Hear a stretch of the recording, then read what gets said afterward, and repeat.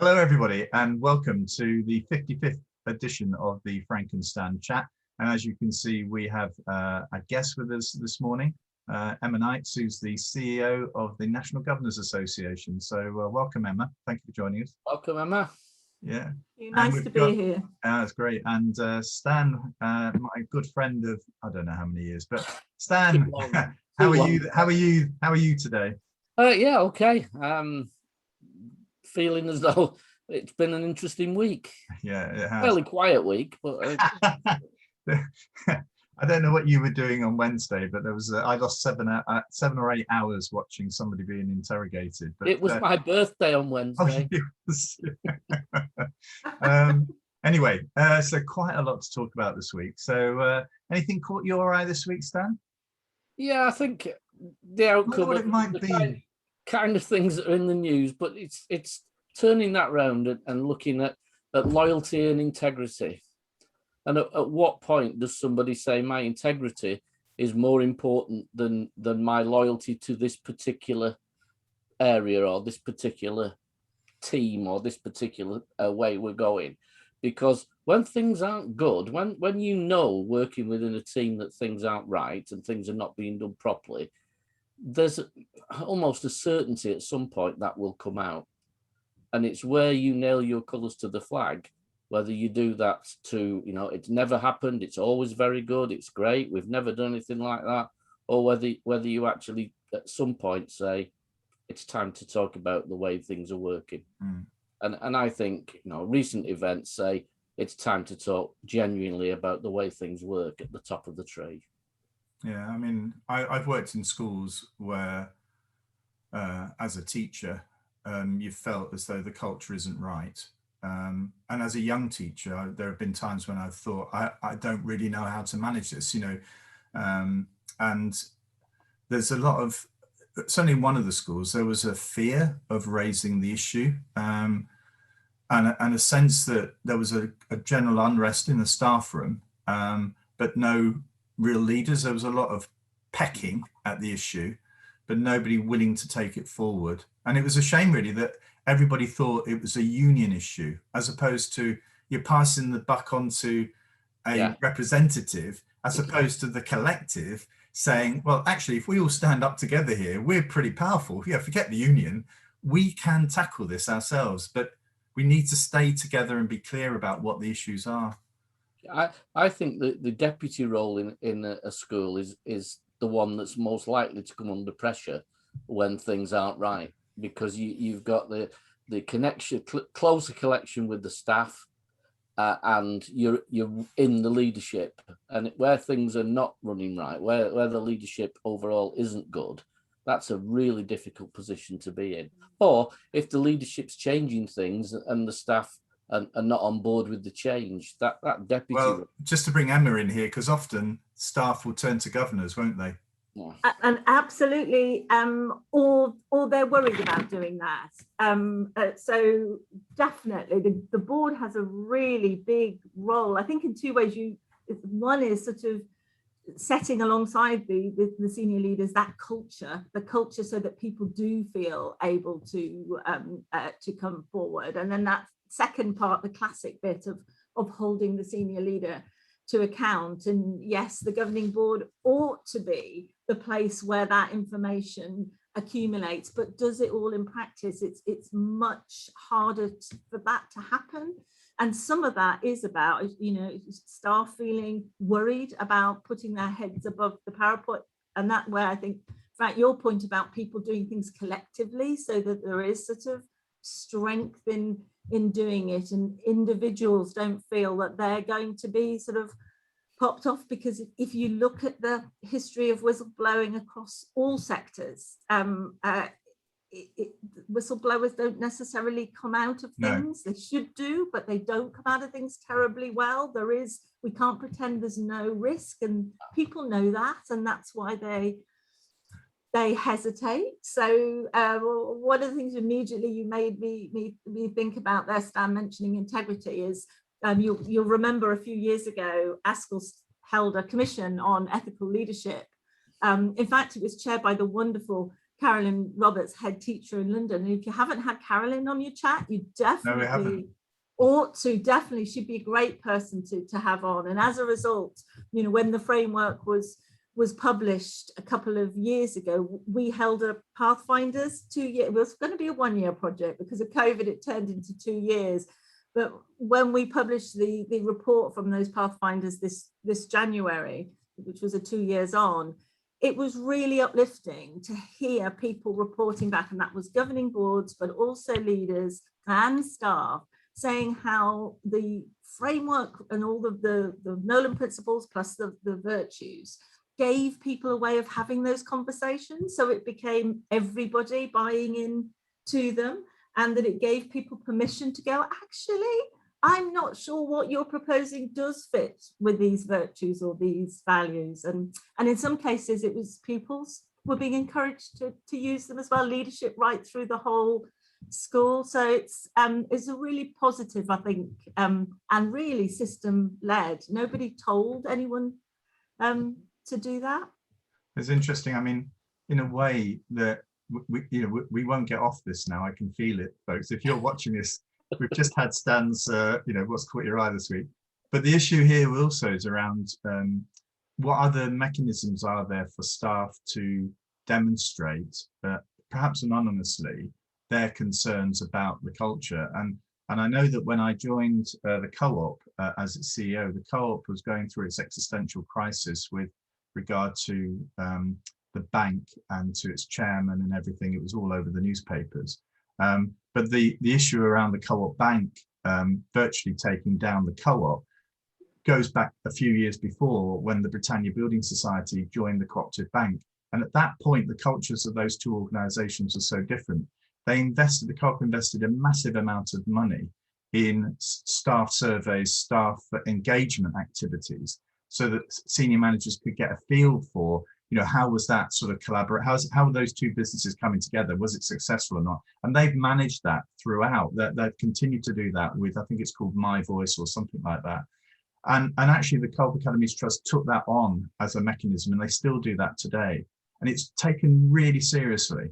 So that for me is also another important element, I think, that many schools and trusts don't adopt, perhaps because of fear of what it might say.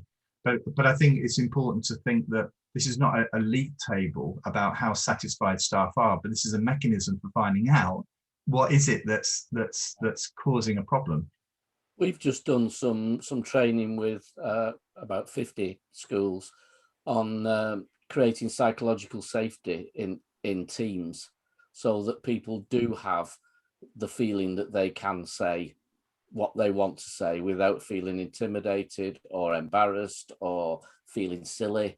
But it's not easy to do. You need to shift the culture, and culture shift takes time. So it's very interesting stuff I do occasionally with Mindflick, which is some psychological performance things with teachers and leaders.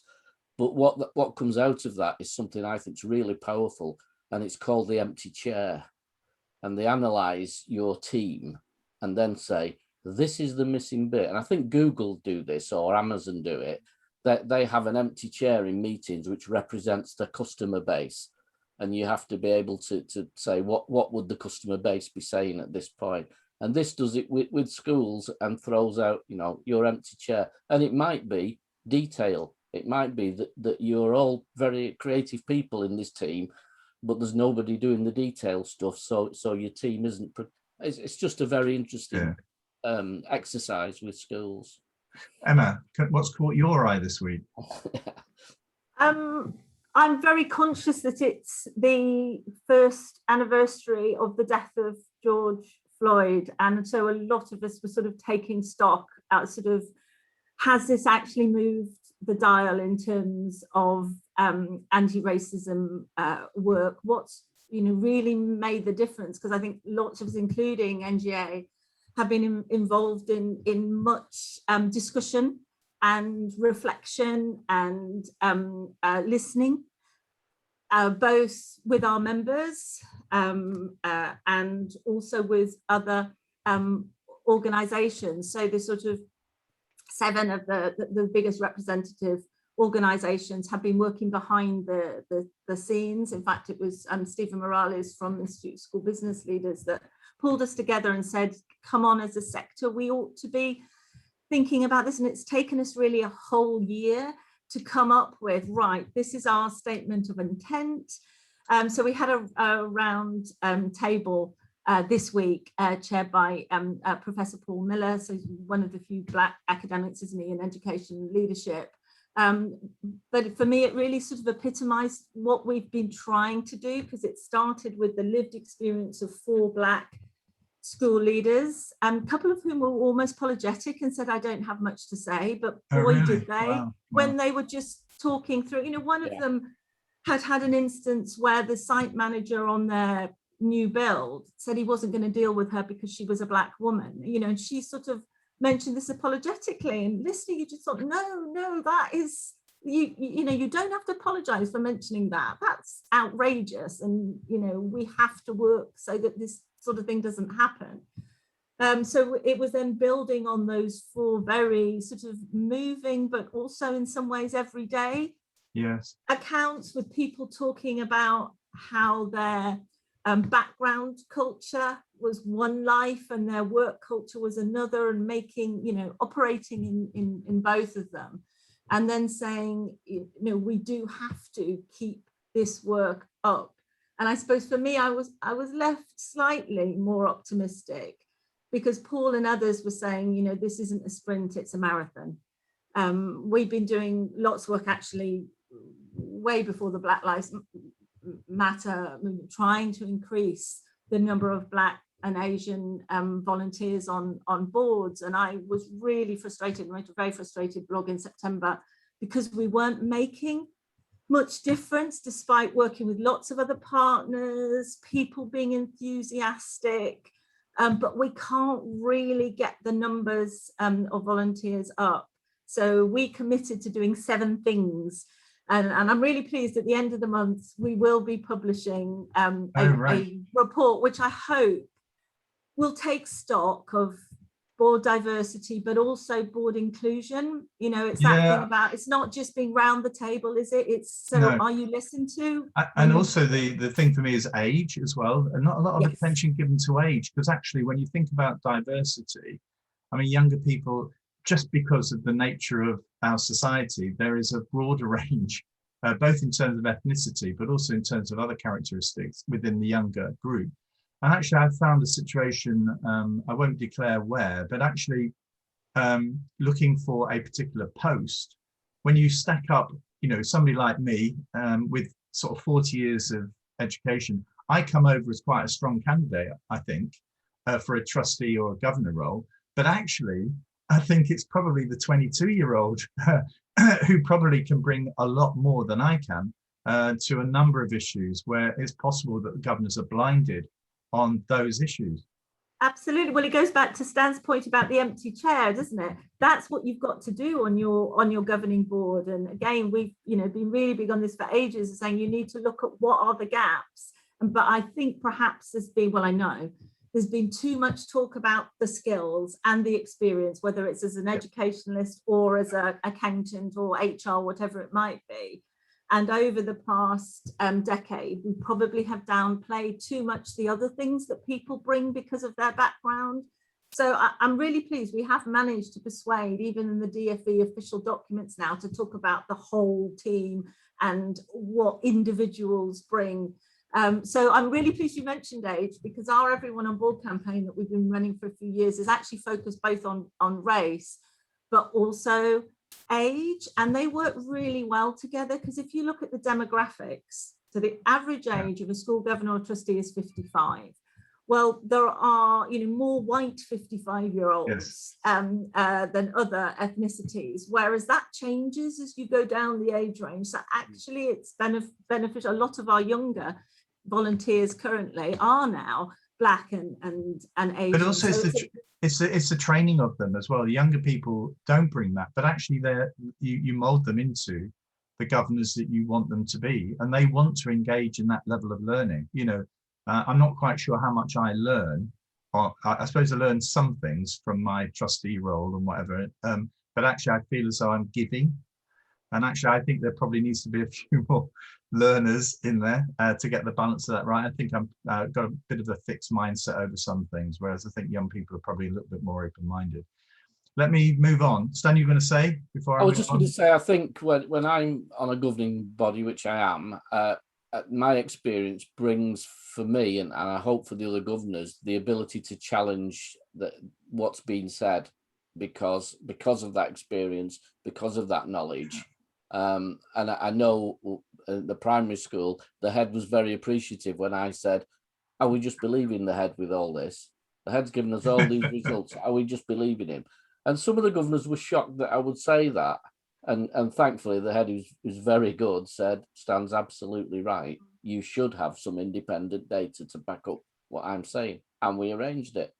And it's, well, we've not had any data since, to be honest. but you're so right. It's about attributes as well, isn't it? That there are, and actually this is going to come out in the report as well, which isn't new, but we were listening to focus groups of both younger volunteers, but also Black and Asian volunteers. And this comes out loud and clear that some of them found that challenge easier and were confident about it, and others weren't. But they also made comments on the boards they were joining, and some of them were quite shocked because actually their boards did what perhaps you're describing there, sort of nodding through. The head teacher gives a very long presentation, and you go, "Thank you very much." So sometimes also it's the really simple questions you want to ask as well. It's like, why are you doing that? Why did you choose that? What's your evidence? How are you doing it? Or going back to what you were just saying, Frank, what do the staff think about this? How does it impact on staff workload? So again, it's having that diversity, isn't it? People like you, Stan, who know the education system inside out, and people that are coming in it for the first time and go, oh, what's all this then? I won't go on, but at the secondary school where I was a governor, we had a report on standards and the fact that the standards of students coming into the school were very low and the reading ages were very low, blah, blah, blah. And I was just able to say, well, about 70% of the schools that feed into you are Ofsted outstanding.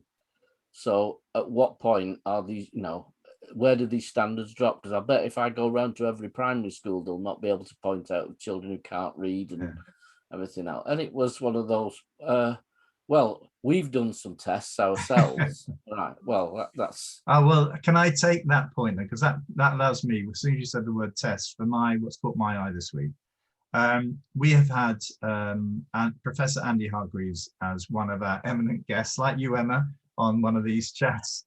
And Andy joined us from, was it Ontario or Ontario? Yeah. And they're on their return to school, and Andy's putting up a good fight to ensure that those children in Ontario go back to a safe environment. But he tweeted something which really made me think about where we are today, and it was around testing. And basically, I think it's in Texas. The children have had a staggered return so that the teachers can test the children in terms of what they've not learned, how much gap there has been from what they're expected to have achieved to where they are. And it just sort of made me think about, I think that teachers, particularly those that are teaching GCSE and A levels at the moment, or BTECs or whatever, they're under incredible amount of pressure. I'm hearing that about having to work long hours to ensure that they've got the data and the evidence to support the grades they're going to award. And actually what's happened is we have cancelled the national tests and replaced them with local tests. And that's been driven by Ofqua's desire to ensure that we don't have grade inflation.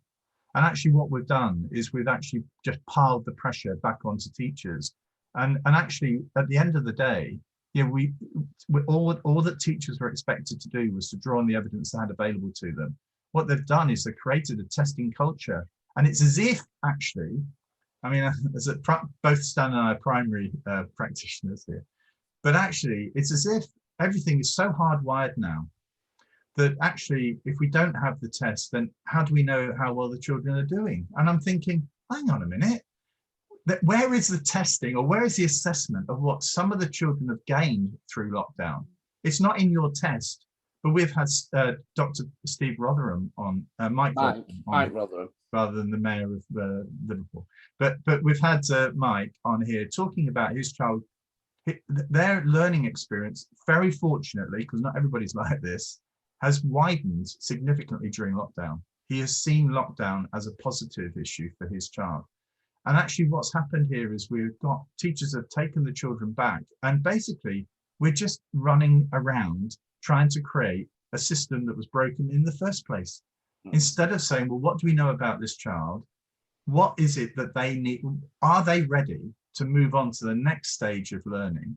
Can we work with them to ensure that they are guided and supported to ensure that they can land safely into year 12, so that actually they're not on a course or not doing work that actually isn't appropriate for them?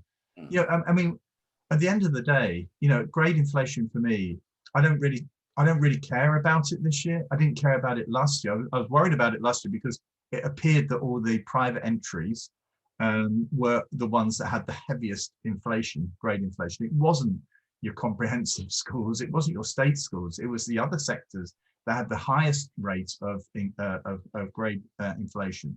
For me, I don't care about grade inflation this year. I care about those individual children moving on to the next stage. And it's the hardwiredness of it. We've got to break that. Control mechanism over grade inflation anyway, because it's got to link in with end of key stage 2 tests patterns. So it's all inside a bubble anyway. We're not going to get, and as I said at the time when this was a great worry, nobody in my living memory has ever asked me about my grades in GCSEs and A levels compared with the year before or the year after. No, nobody. All these things are just stepping stones to the next, and that's how we should treat it. Are you doing well enough to be able to take the next step in your education career? Yes. Okay, off you go. At some point in those steps, you'll find something that interests you, that drives you, and that will possibly take you into where you end up being employed or end up having a career. But don't. I mean, the pressure on children at 15, 16. And we talk about, I mean, those that are advocates for exams talk about this is the only way we can ensure that the most disadvantaged have a fair crack at it. That is a joke in my that is a complete and utter joke. Frank, in the early days of I was a moderator in the very early days of SATs at Key Stage 1, and the rule there was, if the teacher's judgment outranks the test result, it's the teacher's result that stands. Yeah. Can you imagine? That's where we started. It was the teacher's judgment on the child's performance was more important than the result of a single test. Right. Go on, Emma. It's also quite interesting, isn't it, to see where this COVID period, without Ofsted and without performance tables, as we know them. The schools have collapsed, Emma. The schools have collapsed. Everything has gone wrong. I mean, it's like the subject reviews that have come out from Ofsted. I mean, they've got to produce something.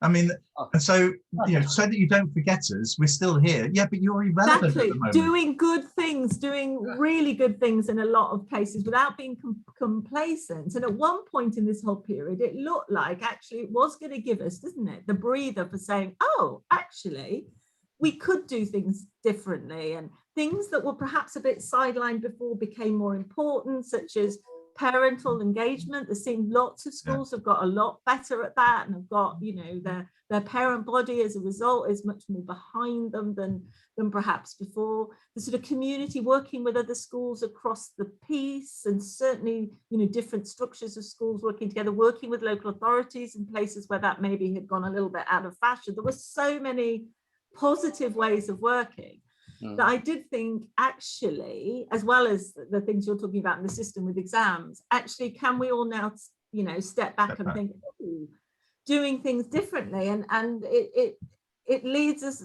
onto the conversation that hopefully a lot of governing boards should be happening with their senior leaders this term, which is reviewing again their sort of strategy.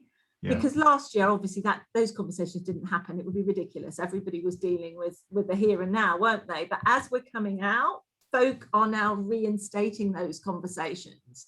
And we are hoping that maybe people might think more about, okay, we've stepped away a bit from the, I hope, tyranny of the big numbers. And can we think about, when we say we value X, Y, and Z, so does our strategy reflect those things we value? And when we say, so we've had a mantra for ages, which we didn't invent, we nicked it from somewhere, I just can't remember who now, the measuring what you value stuff, but that doesn't necessarily mean measuring big numbers, does it? No. The sort of thing you're talking about at the child level is, you can do it with some stories or other ways of doing things. So I'm hoping that those conversations might be a little bit more generative this year, but my worry is, especially just hearing what you were saying, is that it's that confidence again, isn't it? And bursting out of the system. I think still confined. Yeah. It's a shame.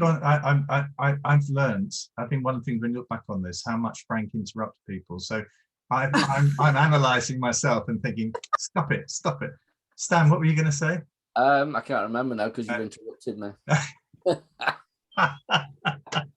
Oh, can I just come in there very quickly? I'm just going to fill the space. That's what I do, Frank. If there's a moment's hesitation, I was just going to say on your exams point, because NGA's never set ourselves up to be an expert organisation on qualifications. You all in school leaders know way more about that than we do. But it's really interesting. For the first time in our history, for the last couple of terms, we've had our members coming to us and going, NGA, you're not as involved in this as you should be. The points you were making, there's a lot of people out there that don't actually believe exams are the be all and end all, and they don't have a voice in the system if educationalists or let's say just key influential educationalists are saying exams are the best way, the only way of doing this. So our members, or some of them, are saying to us, we want you to be part of that debate, because and often governors and trustees are also employees, aren't they, employers? So they come at this whole, setting yourself up for the next stage of life, perhaps slightly differently. So it's something we are putting, we're going to make a start on that to make sure that those voices do get heard, but there's much more difference of opinion out there, I think, perhaps, than the department might think. I agree entirely. I mean, on the work I've been doing with the Northern Powers Partnership, we actually started to look at the future of examinations, because we could see that this was blocking a lot of talented young people from opportunities because of the fact that they couldn't get, say, just a grade 4 in either maths or English. That was preventing a large chunk of children from actually progressing to an appropriate qualification or course. And talking to, I won't name them, but the major British and international businesses discrediting the examination system because it didn't actually highlight the skill sets that they were wanting to see. And there is this sort of like blind, sort of adherence to examinations. And then you get major business saying, well, they're not really that important to us. Actually, one of them said, actually, I quite like a cheeky person from one of the classes. They tend to make good salespeople. They're quite entertaining. They can persuade people. So yeah, it's the work of Professor Ruth Lupton. I just want to highlight that the failed, the sense of failure that year 11s have if they don't get a certain grade, and that is a high proportion of young people. We are failing. We are calling them failures. And actually the attention of T levels is about trying to create an A-level technical. It does not address, this country, for Brexit purposes, needs every single young person to contribute. And we cannot have a system that actually stops them feeling as though they can contribute. And that's what we've got at the moment. I think though part of where we see a solution in schools widening what they believe in, what they test, what they use as drivers, is much easier if you're in a school that's regarded as good and getting good results. And so, I can say I was in that position where we could say, actually, we're having an art week. and we're just going to do art for the week and see what's, let's have a real good time. Let's develop those skills, etc. Whereas I talk with schools that are under threat now of an Ofsted that they possibly know is going to put them into a category, which possibly means there'll be an academy this time next year. And they say, when I say these glorious things, they say, we haven't got the maneuverability to be able to do that. Hardwired thinking, isn't it? Hardwired but thinking. Even a few years ago, Frank, schools were saying, yes, we're going to develop our curriculum. We're going to bring in a cultural capital as something we want to drive, but we'll do it after our next Ofsted. Yeah. Well, that gives us 4 years. It was Mike Sheridan, because Sean Harford's sort of departing, isn't he? So there's a battle royal now in Ofsted, I suspect, as to which senior manager is going to get that role. But anyway, Mike Sheridan did a blog recently, and he spoke to the camera to say, well, curriculum creativity can only really occur. You can do the extra bit once you've delivered. This is to academies as well. Deliver the national curriculum. And I'm thinking, Mike, have you ever tried to deliver the national curriculum and find that you've got the flexibility? You need to break the national curriculum in order to get the flexibility. I have to say, Frank, and this was nearly going to be what caught my eye, was a part of the report on brought in early years that was retweeted, I think by Ross, that said picture books are really important, and children in early years learn that some things that are heavy don't fall faster than things that are lighter from picture books.